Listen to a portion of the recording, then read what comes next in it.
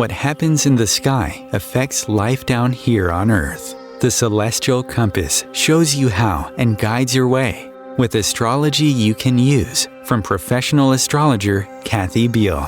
Every episode features her light-hearted, practical forecasts and navigational tips, blended with humor, optimism, and a love of patterns, symbolism, and pop culture references. Kathy translates technicalities into concepts that apply to real life. You'll learn how the current moment ties to where we've been, from the recent past to cycles that last happened years ago, and get a look at where we're heading. And much more, from special topics to special guests. The Celestial Compass, enlightening, entertaining, and empowering. Here's your host, Kathy Beal. Greetings, Earthlings. This is Kathy Beal of EmpowermentUnlimited.net. And I want to bring you up a little bit on the astrology before we get into today's guest and our topic, which actually have everything to do with the astrology and the calendar.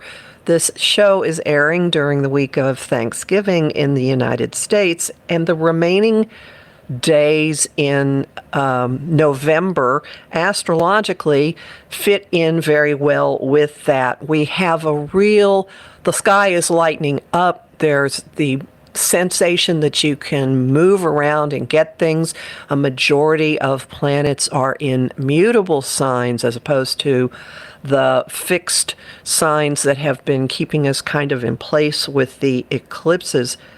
And we have Mercury, Venus, and as of tomorrow, as of the 22nd, the Sun in Sagittarius, wide-ranging, high energy, philosophical, expansive, exploring, fond of the outdoors, fond of letting the mind run far and wide, and ruled by Jupiter, expansive, boundary-pushing, bounteous, the guy, I say, who ups the ante of any action that he gets involved with. Jupiter is always look on the bright side. He's the guy who points out the silver lining at the same time as he tells you to go ahead and have 2 more servings of dessert, very into indulgence. But all of this spells a happier, lighter, more optimistic mood, sense of energy and excitement and enthusiasm, and ability to joke, a lightening of the air. On the 23rd, we have the new moon in Sagittarius, fueled by Jupiter, who rules Sagittarius. So this is a time this week to really monitor, notice what your outlook is, brighten it, set intentions and wishes that are a little further ranging and adventuresome than maybe what you have tried before. And any dream you have, make it bigger, make it bigger, make it bigger. And one way to fuel all of this is, here we have the loop, to monitor your attitude and look at life in terms of gratefulness or gratitude. We are talking today about the power of gratitude with returning guest. I'm so thrilled, Ramananda John E. Welshons, who's a spiritual teacher who has a real knack for making esoteric concepts accessible in daily life. He is a highly respected contemporary spiritual teacher who lectures and leads meditation courses. I highly recommend them throughout North America. He has been a practitioner of vipassana. I'm sure I am mangling that, mindfulness meditation, and various forms of yoga for more than 50 years. In addition to his latest book, One Soul, One Love, One Heart, The Sacred Path to Healing All Relationships. He is also the author of Awakening from Grief, Finding the Way Back to Joy, and When Prayers Aren't Answered, 2 books that emerged from 45 years of experience helping people deal with dramatic life change and loss. Welcome, John. Thank you so much for being here. Thank you, Kathy. Thank you so much for inviting me to be here. Wonderful to be with you. I got wonderful feedback the last time that you were my guest. I really appreciate it. And I'd like to start with a seemingly simple question that may end up being incredibly complex, and that is, can you define gratitude? Ah. You want to start there, do you? Well, okay. Well, I think that it's really the state of being in which we are grateful. It's the state of being in which we literally offer thanks for whatever it is we have that we want to offer thanks for.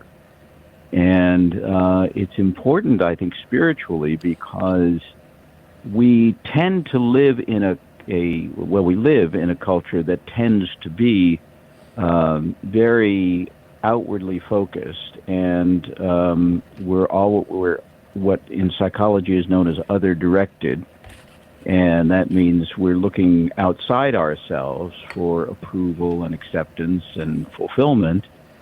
And gratitude is actually the state of being content with what we have.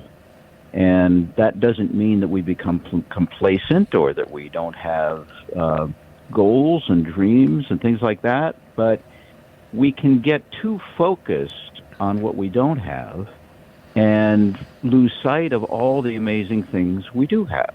So that's really what we're talking about when we're talking about gratitude from the spiritual point of view. We're talking about cultivating a conscious awareness of our gratefulness for everything that the universe has provided for us, even if there are things that we think we're lacking. This is just setting that aside and saying, but what is it that we can be grateful for, that we should be grateful for? Does that answer your question? Yes, and this makes me think of a practice that I have heard from people who are in AA, of just at night detailing every simple thing in their life they can think of that they should give thanks for. I mean, even down to, I have a roof over my head. Yeah, yeah. Well, that's pretty big. If you imagine how many millions, if not billions of people in the world don't have a roof over their head, you become very grateful for the one you do have. Well, and when I put it, little personal revelation here, looking at the news and stuff, there have been times I actually say I'm grateful for the fact that bombs are not going off in my neighborhood. I'm grateful for the fact that I can walk from my car to my house and get into my house and still be alive. Yeah. Yeah. Those are good things to be grateful for. Yeah. Yeah, and, so many of us don't think of that. We don't think, I was just telling someone the other day that when I first went to India in 1973, I was so blown away by the fact that the people living in India on the streets who didn't have a roof over their heads, who, if a family of 4 or 5 or 6 had one blanket to share, they were grateful to God. And the amazing thing was they all looked happy. And, I always have to preface this by saying I'm not suggesting that poverty is the route to happiness, but I'm simply saying that obviously wealth is not the route to happiness either, because if it were, we'd be much happier in this culture than we are, and the wealthy people in the culture would be much happier than they seem to be. So I came home from that first trip to India really amazed by all that we really have to be grateful for, that we just take as sort of routine and think, well, why don't I have a bigger house and a better roof over my head? And why don't I have a bigger car and a newer car and a better partner and a better job? And all of these things that most of the people in the world don't have at all, And so it's a really interesting practice to stop and just realize how good we have it, especially here in the United States. So, yeah, I think it's what you're suggesting is really worthwhile. So, how can a person cultivate gratitude? Well, I think it's by first, if nothing else, just sitting down and thinking about all of the things that you do like about your life. You know, there's an old story I used to tell about a woman who was complaining about her job. And she said, I don't like anything about my job. And I just hate it. It's awful. And so the question was asked, well, do they pay you? And she said, yes.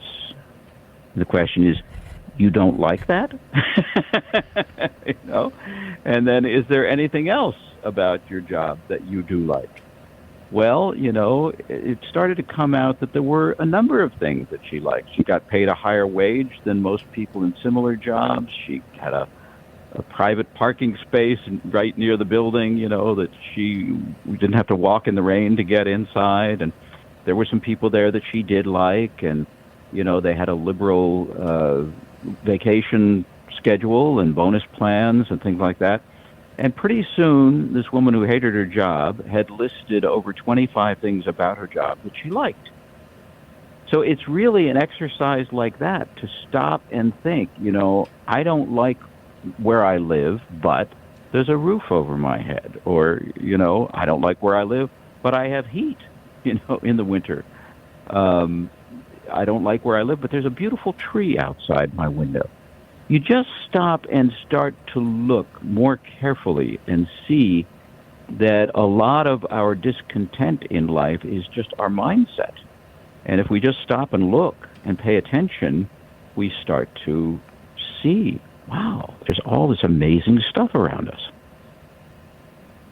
So, our mindset really is quite the filter or quite the mold of how we experience life, because it's been my observation that the same thing can happen to two different people, and how they receive it is dependent on what their view of reality is.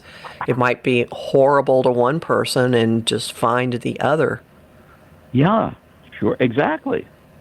Exactly. When I was, you and I were talking before we went on the air about a course I just offered, or a lecture about gratitude.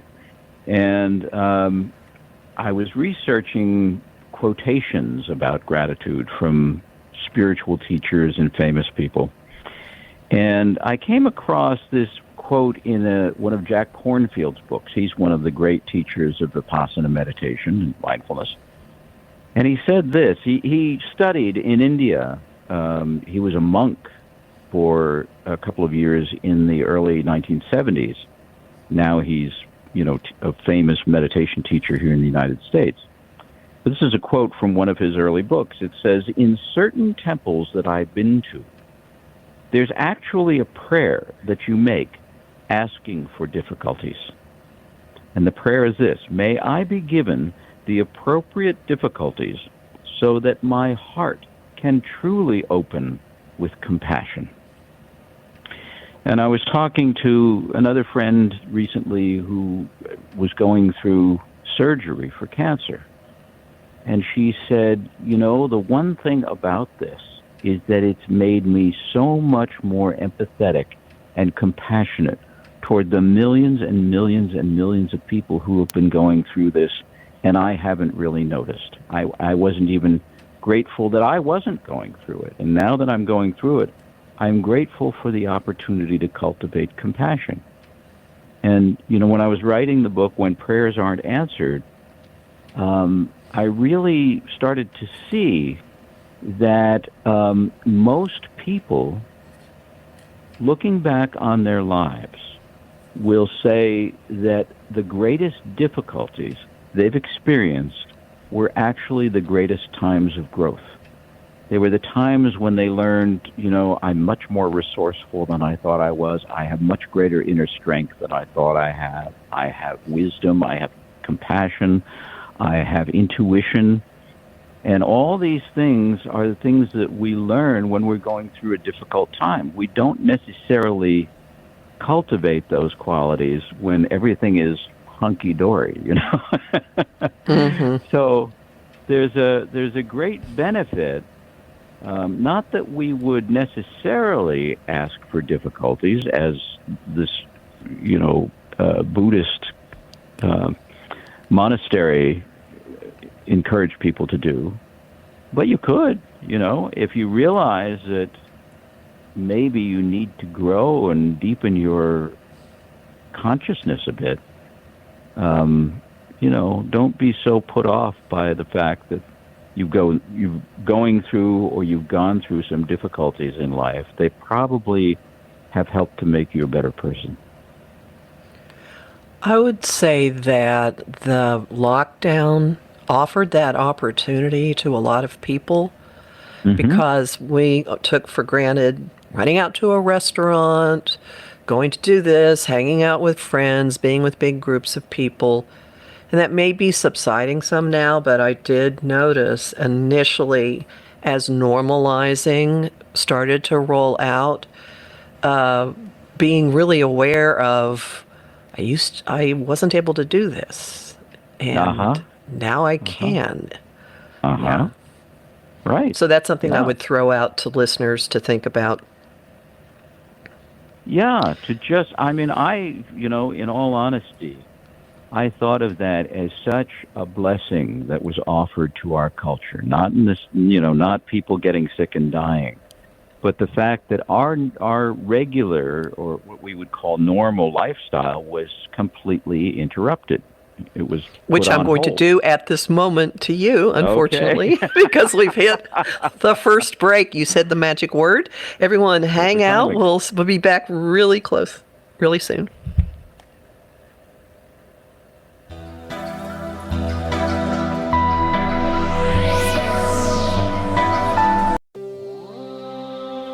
Want help with your own celestial compass? Visit my site, empowermentunlimited.net, for Astro Insight forecasts for each week, month, and new and full moon. Want to explore the personal impact? Make a decision? Understand another person? It is possible. Click the Services tab to book a personal session with me. That address again, empowermentunlimited.net. You came across someone struggling with hunger. How would you recognize them? Would you notice an 8-year-old girl who's not excited for summer break because she may not be having lunch again until September? Or a war veteran who's having a hard time landing a job and getting back on his feet? I am the 1 in 8 Americans who struggle with hunger. I am hunger in America. Hunger can be hard to recognize. Learn why at IamHungerInAmerica.org, brought to you by Feeding America and the Ad Council.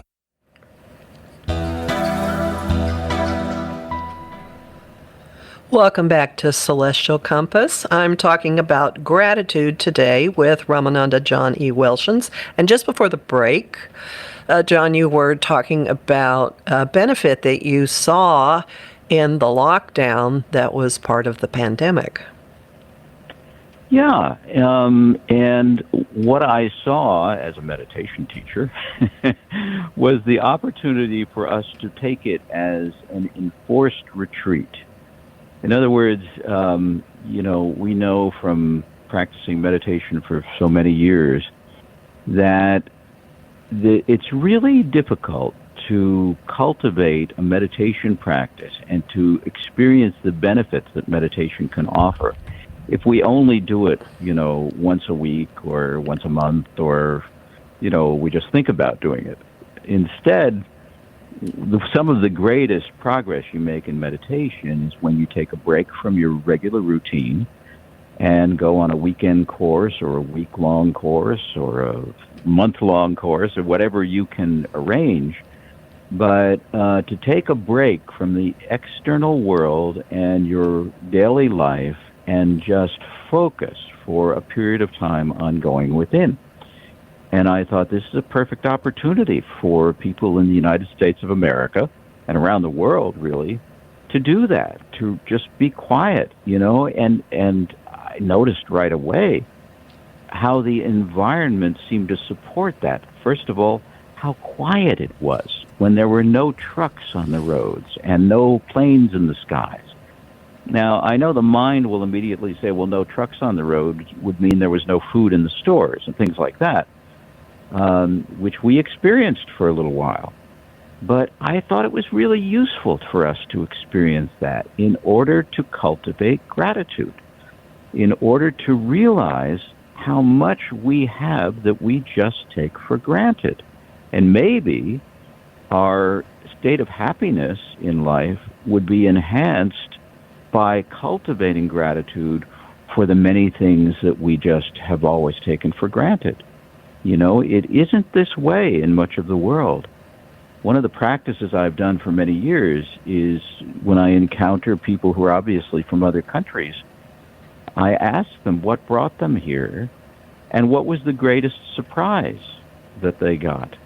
And the most frequent answer I get when I ask people from other countries about what was most surprising about coming to the United States is they'll say, I'm surprised by how much Americans complain. It's like we don't realize what it is we have here. And so, you know, and it was one of the things that I learned in India was to appreciate what we have here and realize that it's very special. And if we don't care for it, we'll lose it. And I think we see that in different ways in recent years. So I think it's important to be grateful for it, among other things, just so that we learn to protect it and care for it, like the environment. You know, it isn't going to withstand our abuse forever. It's showing us that. You know, it's showing us by the changes in the weather and things that are happening that nature, I think, is incredibly resilient, and if you stop abusing it, it bounces back really quickly. But if you continue to abuse it, it will continue to change in a way that ultimately, you know, could make the planet unsustainable. So there's a lot to cultivating gratitude and realizing what we have. That I think it's one of the most important spiritual practices available to us. I would like to talk a little bit about whether there's a benefit to just paying lip service, and specifically what I think of is parents telling their children, say thank you, and the kid will go, thank you. Is there, when, you know, at least the words are coming out, do you see, what is the role of paying lip service to something? Is that like training wheels to actually later becoming grateful? Does it have any impact on the mindset? Does it just make you mad at your parents? Well, I think that's a really good question, and the example of it being like training wheels. You know, I think back to some of the teachings that I got. My mother was British, so she was very invested in good manners and proper conduct and so on. And when I was a child, I thought it was a little annoying. You know, nothing happened in our house unless we said please and thank you. It was like that was what got the wheels greased to get whatever it was we wanted. It had to be please and thank you. So the motivation, perhaps, when you're a child is you do it because that's the way you get what you want. But later on, you start to realize, or at least I did, what a blessing it was. You know, like I can remember my mother taking my sister and me to the grocery store. This was in the mid-1950s, simply to give us an education in grocery store etiquette. Now, that is quite amazing. How do you behave properly in the grocery store? Like, you don't block the aisle. You know, you pull your cart to the side to make sure that people can get past you if you need to stop and read a label or something like that. And, you know, you don't run your cart into other people. You don't cut them off. You know, you let other people go first. And, you know, there was a point at which I started to realize that good manners is really about learning that there are other people in the world besides you, you know, and that's an important spiritual lesson. It's an essential spiritual lesson, that the world doesn't revolve around us as individuals, that it only works if we work together. So, yeah. No argument with that. So, an odd question here is, do you think gratitude has an energy? So if you get from what distinguishes saying thank you because your mom is glaring at you and you know you have to say it from actually meaning it when you say it? Sorry. I thought I had my phone off. Hello. I apologize. That's okay.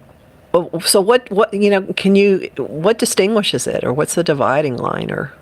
Well, I think it can be something that is taught and learned, and that over time, it's kind of like any spiritual practice. You might start doing it just mechanically, whether it's contemplative prayer or meditation or yoga or whatever it is you do.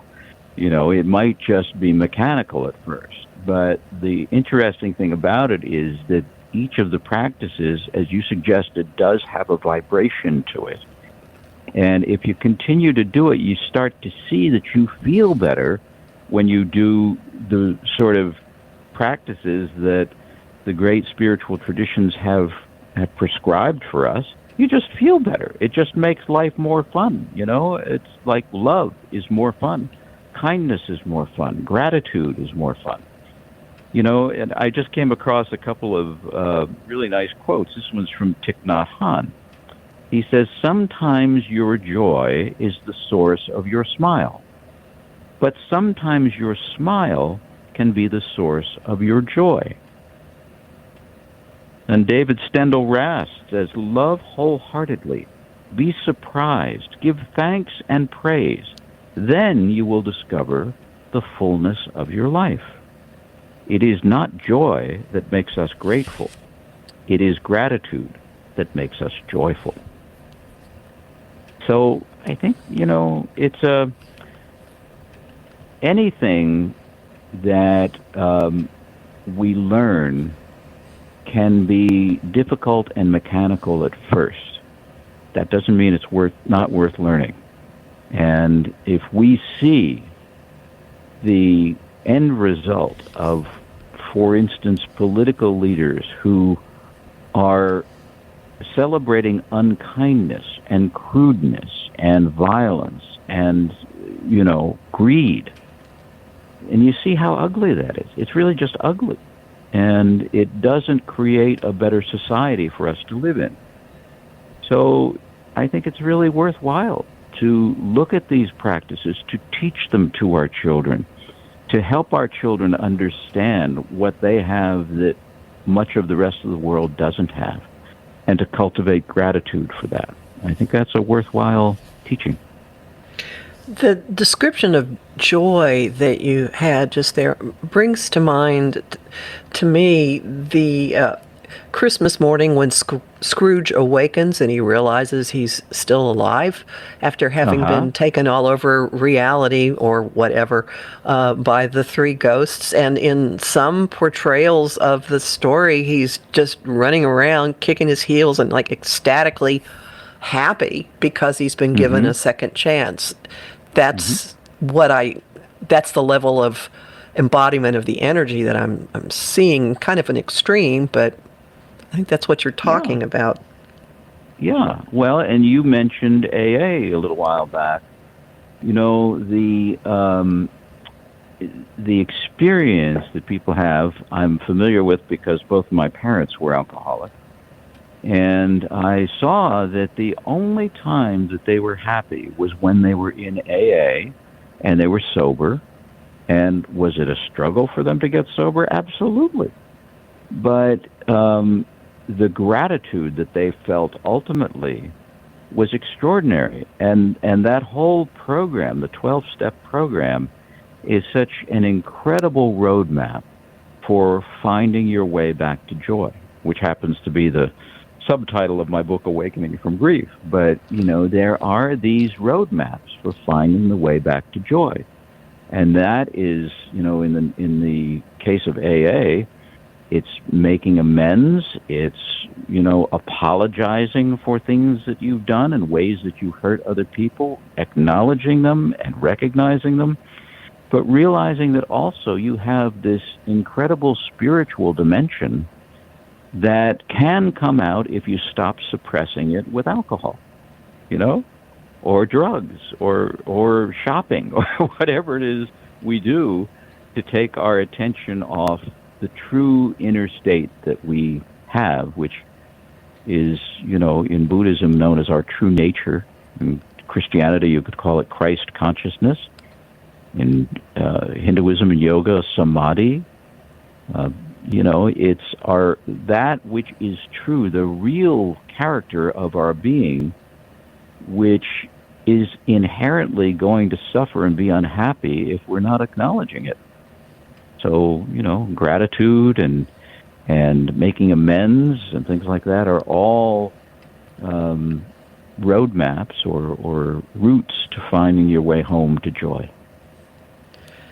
And don't all of these have something to do with your outlook or your frame of reference and what kind of perspective you're feeding for how you view the world? Absolutely. My experience with some people who going into AA look at life in terms of everything being bad for them or wrong for them or victim mentality, which they then work through. So if you're looking for things to be bad, it's really easy to find confirmation of things being bad. Yeah. But if your framework is the little boy on Christmas morning who got a big old stinking pile of guess what and runs around going, there's got to be a pony here somewhere. Right. My father's favorite story. I was told that on my first day of law school. It turned out to be prescient.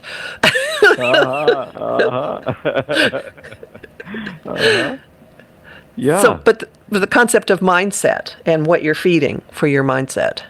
Absolutely. It's that wonderful story Wayne Dyer used to like to tell. An old story about the old Cherokee grandfather, and his grandson comes to him, and grandfather is instructing him, and he's saying, we all have two wolves living inside us. And his grandson says, well, tell me about that. And he said, well, one is a really wonderful, loving wolf that is kind and loving and generous and sweet. And he said, and the other is a wolf that is angry and greedy and violent and hateful. And they're having a battle inside each of us. So the grandson says, well, which one wins? And the grandfather says, the one we feed. Yeah, it's feeding yourself, recognizing that the mind is a wonderful tool, but a terrible master, as Ram Dass often said. It's a great servant, but if you live under its tyranny, watch out.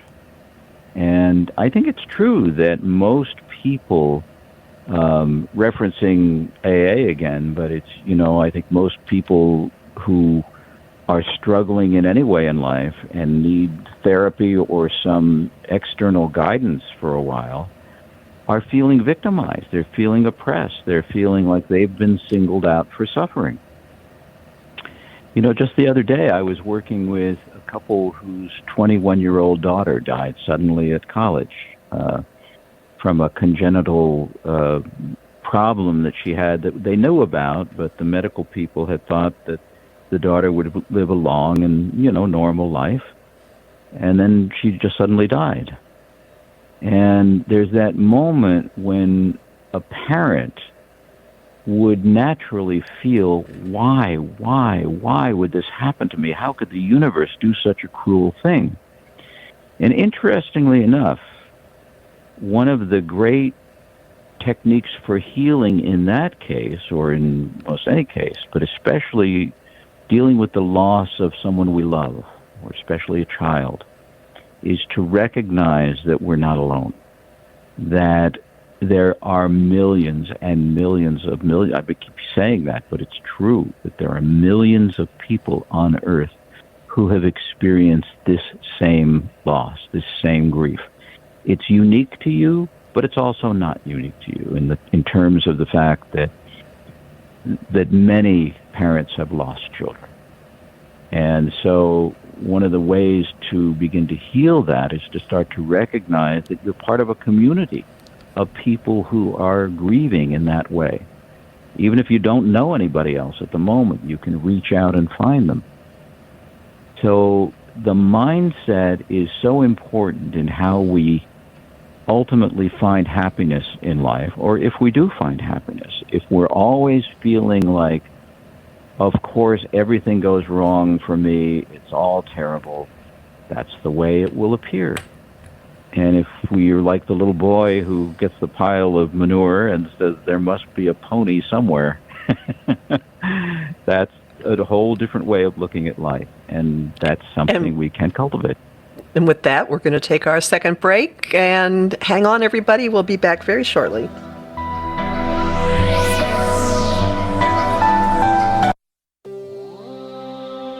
How would you like navigational tools you can use on your own?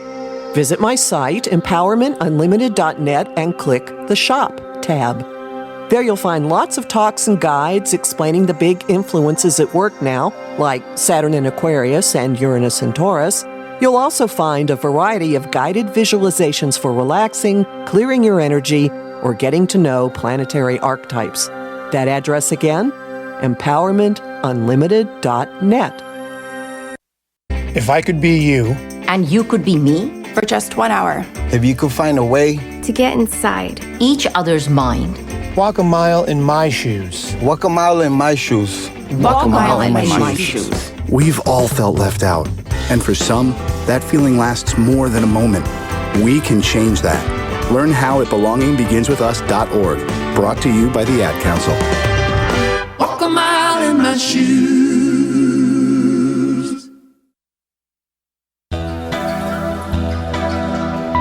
Welcome back to Celestial Compass. We're talking about gratitude with Ramananda John E. Welshons. And a thought that I had with the various examples that you've been exploring, John, seems to me gratitude is a way of getting out of ourselves, getting over ourselves. Yeah.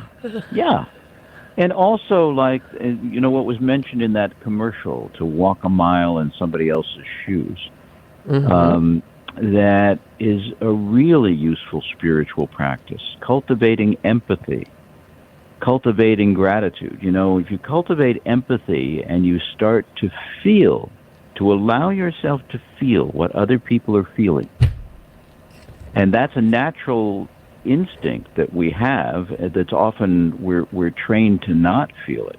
But if we do learn to feel it, like yesterday I was watching a football game, and I was thinking how violent it is and how brutal and how people are being hurt and carried off the field in every game.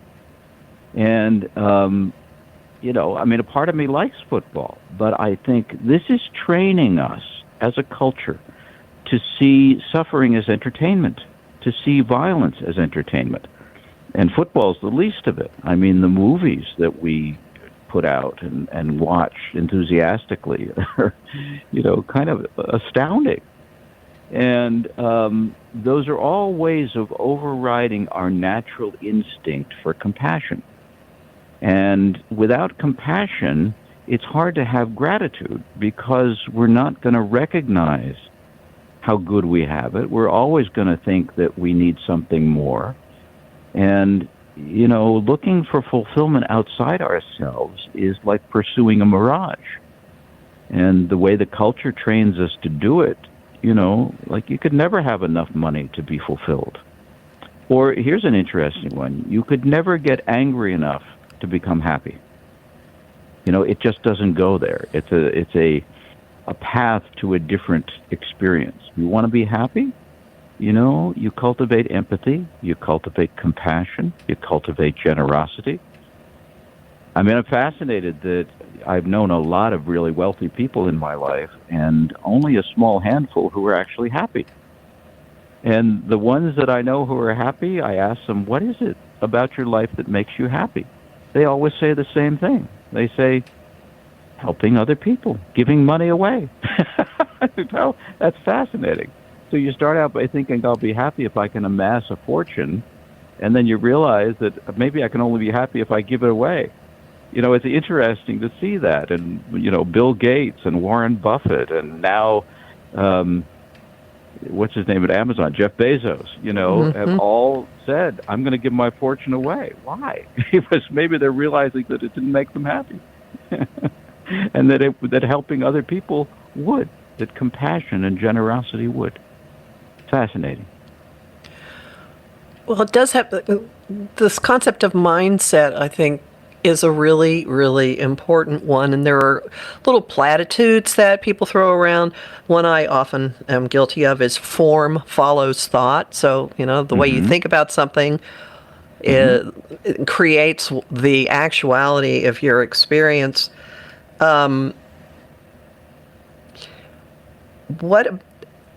guess another way of looking at this is something I always challenge people to do, especially if they're in a real puzzling situation, is to ask the question, how does this benefit me? And at first, the answer might be a kind of snarky one, but if you sit with that question for a while, you can often, it might take retrospect, see how it was a good thing. I mean, I can think numerous events in my life that were incredibly unwelcome the moment they happened, but many wonderful benefits grew out of them. Yeah, exactly. I mean, that's what I was saying earlier when I said that it's often the difficulties in our lives that cause us to grow the most. I look back on my life, and, the first thing that happened to me that was difficult was I almost died at the age of 3 from polio. And then, I had several years of convalescence when I didn't have a normal childhood where I was out playing with other kids. I was home in bed, trying to recover. And, a little later in life, my parents started their drinking, and our home was a nightmare to live in. It was like a hell realm. And yet, I look back on all of that. A lot of other stuff happened since then. But the formation of my life, my experience with polio, where I realized that, people do die. Children can die. And I was very blessed to live.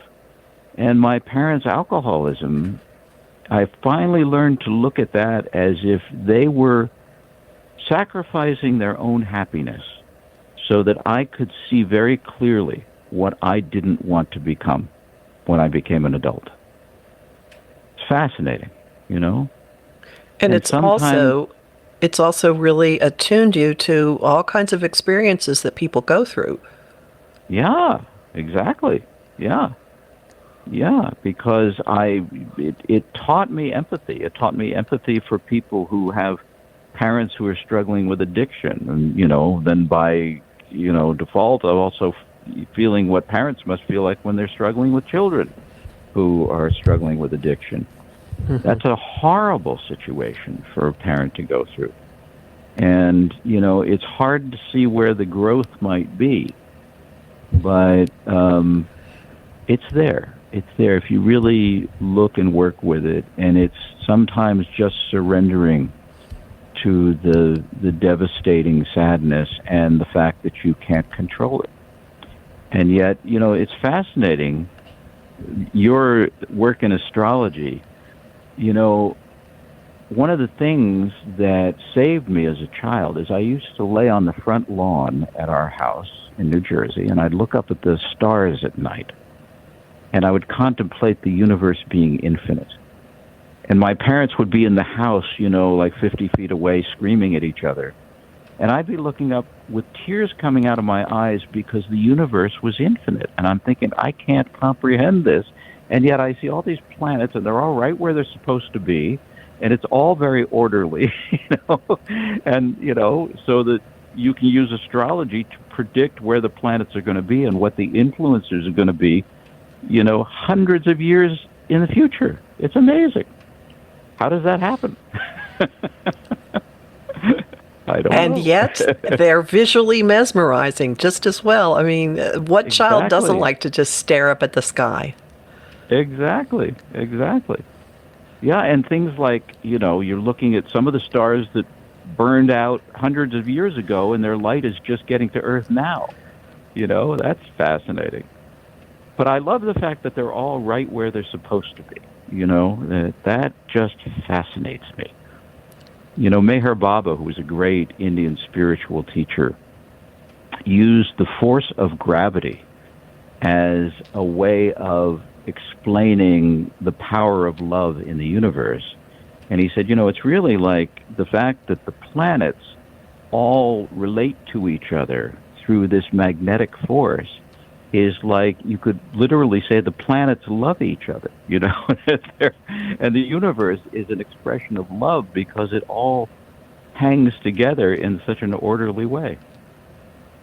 Fascinating. I'm liking that very much. Yeah, it's kind of reassuring. It is. Well, then you have thoughts like, does that mean that each of us is where we're supposed to be? Well, all right. So, looking for silver linings, there's something to your, what kind of mindset are you feeding with your response to things? So even if you're just going through mechanically, like, I have running water, my shower works, the roof's over my head, it's not leaking. It gets through to you on some level rather than detailing all the things you hate, because when you do that, I will tell you this. Here's my example. I had a roommate who I had an increasingly poor opinion of, who would not do things, and we split taking care of items in the kitchen and communal items. I was out of town for the weekend, and on my way driving back, I just started thinking of all the things that she never did and never did and never did, and I worked myself up. So that when I walked in the house and I saw that over the course of the weekend, she couldn't get off her duff to replace the toilet paper, I blew up at her in a way that ruined our friendship. Because I had fed that so violently. I'm sure that there are, the examples probably aren't as dramatic for feeding it in a positive way, but I don't know, maybe you have one. Well, I think that what it boils down to, like one time I went to visit with Ram Dass, and I was taking care of my dad when he was old and sick and dying of cancer. And he wasn't being nice to me, and it was sort of like his old alcoholic personality just coming out. And I thought, here I am being like Mother Teresa taking care of him, and he's not recognizing that. He's just complaining about all the things that he sees as my shortcomings. So I go to Ram Dass, and he said to me, don't you understand that all anger is anger at God? And I said, no, I guess I don't understand that. Can you explain it to me? He said, well, whenever you get angry, what you're really saying is, if I were God, I'd have made the universe better than this. If I were God, I'd have made a better roommate than this one who sits on her duff all the time and doesn't, even change the toilet paper. He said, you're just complaining about the way God made things. He said, how about, you look at it like this, that your father, in my case, he said, is just being the way God made him. That's his problem. Your problem is that you're getting angry about it. And that's, then it becomes your problem. So he said to me an interesting thing I've never forgotten. He said, why don't you see your father as your guru? Now, that's a whole, that's a very deep topic, actually. But I think the point is that the easy way for me to realize how to deal with it was simply to say to my father at a certain point, maybe you and I shouldn't live together because we don't seem to get along when we live together. So I'm going to move out, and I'm going to come see you every other day, and we're going to have a nice visit every other day. And when it starts to get weird, I'll just go home, and then I'll come back 2 days later, and we'll try again. And that was a really interesting strategy. It was just kind of realizing that, the problems that people have in relationships is basically they want the other person to be different than they are. And, they're the way God made them. So why don't we, just embrace the possibility of accepting that, and then say, well, maybe the way God made this person, I don't find it comfortable to live with them or to be in this kind of relationship. Maybe there's another kind of relationship, or maybe we just need to part and, say farewell to one another. But, that's kind of it. It's when you see it, it's really just, I want the universe to be the way I want it, and I want this person to behave the way I think they should. Now, you can say, being a slob when you're living with someone else, you shouldn't be that way. But that's a judgment that we make. Find a roommate who's as fastidious as you are. That's a much better strategy. So it sounds as if gratitude is a jumping off point for pretty much reconsidering and understanding your life and all of humanity. I mean, it seems pretty wide-ranging here. It seems so simple, but I'm so glad that you brought this up and made it the subject today, Kathy, because it's such a basic and important spiritual tool. And it is the thing that can change your life so dramatically. When I'm working with people who are grieving, there are two things that I recommend to them that I think are relatively easy that will change their experience of life. Number one is to spend as much time as possible in nature, without earbuds in, without your cell phone on, just sitting in nature, listening to the sounds, feeling the sensations, hearing the birds, feeling the breeze, watching the water move, whatever it is.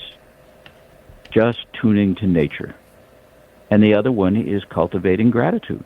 Sitting down and saying, well, I think my life stinks, but what are the things that I'm happy about, that I like to have, that I appreciate? Those two things will revolutionize your life.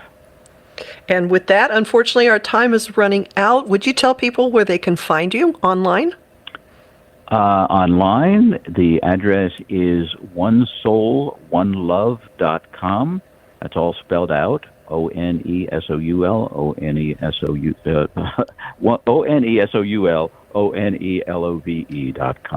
It's also my name, JohnWelshons.com.